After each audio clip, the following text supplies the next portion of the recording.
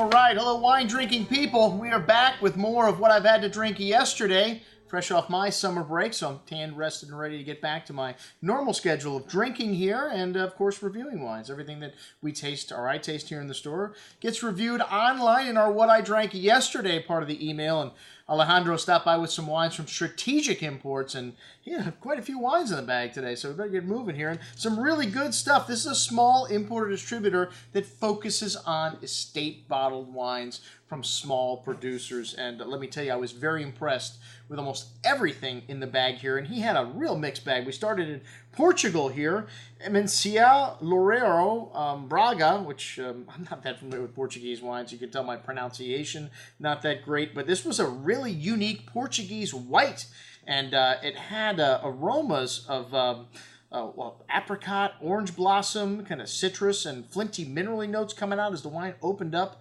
Kind of light honeyed nuance, really complex bouquet of aromas, very unique. A really rich texture here on the tongue, slightly oily, with a good amount of that rich apricot and that orange blossom floral note, and really long finish. Nice length here and very well built. This wine's got nice freshness, that tongue-tingling minerality you get from old world wines, and a really long finish. Excellent juice, very unique at $37.50. Probably the best white I've ever had from Portugal. All right, not much to say because the only thing I've had is Vinha Verde, pretty much. Anyways, really good. Pincipal Tinto, Reserva, Barata, and Barata is the name of the region.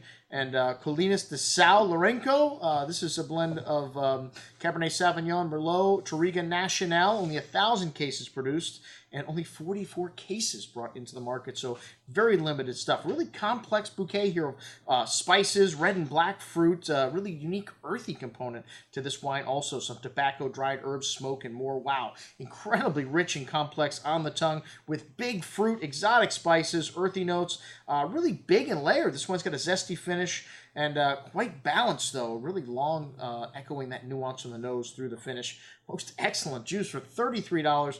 Really impressed with the Tinto Reserva here from Pincipal. All right, up next, Bodegas Encosta Dombella from the Dow. This is 100% Touriga Nacional. This wine also most excellent. Wow. Aged in French oak for 18 months. A good bit of that spice to the red berry and plum fruit. Kind of wild strawberry jam showing incense, dried flowers, fresh plowed earth. Carlos Diaz is the successful winemaker here with a passion for wine and for the best he could possibly make from Portugal. And he was a watchmaker. I'm sorry, I didn't read that correctly here. I knew he made his fortune in some other career than wine and started this business, Ideal Drinks, as a holding company. He's got 5 or 6 different wineries, only 24,000 cases produced, so very small at the moment, but they're planning on growth. And this wine's got lovely plushness to it and a silky smooth texture, fine herbs, a nice amount of exotic spice through the finish, really long and layered, most excellent juice also, very impressive. This one at $30 a bottle. Wow.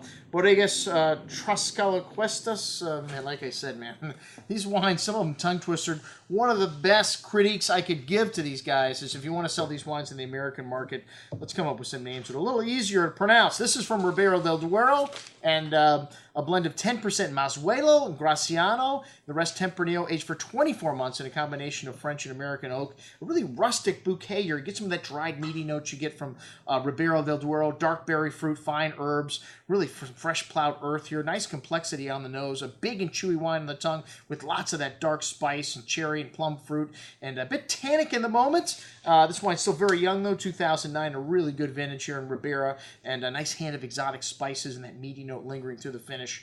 This wine needs a little bit of time, but has all the right stuff. Excellent juice, a long finish. It may even merit a higher score after it matures, but really excellent right now as well. And that's at $81. So compared to those Portuguese wines, I don't know if I'm saying I'm a converter to Portuguese, but let me tell you that. Next is small producer from the Yamhill Carlton district of the Willamette, CAW. That's why I took the name down. I know it stands for something, but I didn't put it down here. Small boutique wine, biodynamically farmed, only 400 cases produced. Black raspberry fruit, notes of Asian spice. Really nice zesty wine on the palate. Black raspberry fruit showing through that silky, smooth, velvety tannins. Lovely, silky texture on the tongue. Exotic spice, pretty floral notes, a hint of earth. Really elegant and well-balanced style of Pinot at $37.50. All right, Saddleback Cellars up next. This is produced by the great Niels Vange, And all estate bottle juice from his vineyard in Oakville, 5% Merlot, a bit of Petit Verdot also in the blend. This wine's got a rich and seductive nose, a.k.a. Oakville, and the '08 vintage, which is showing really nicely now. Some cassis and currant berry fruit notes, a tobacco spice, fresh loamy earth, milk chocolate, really complex bouquet of aroma. Nils made the very first 100-point wine. No, I'm sorry, he didn't. Gruff, 1985, the vintage. But anyways, he's been around for a long time and a very famous guy in the Napa Valley. Good amount of juicy berry fruit here on the tongue, cassis and currant with ripe brown tannins, a lot of lovely spice, a firm hand of acidity. This wine's got juicy berry fruit, but wonderful structure, drinking nicely now, but should last for a decade in your cellar. Most excellent juice at $46.50. All right, Christina's wines, rather, the Tokay Sauvignon Blanc. Christina's from Bordeaux and bought into vineyard in Napa to make small batch Sauvignon Blanc. So really a passionate you've got to be passionate about Sauvignon Blanc to do this, because Napa Valley, even though they do make great Sauvignon Blanc there, known for Cabernet Sauvignon.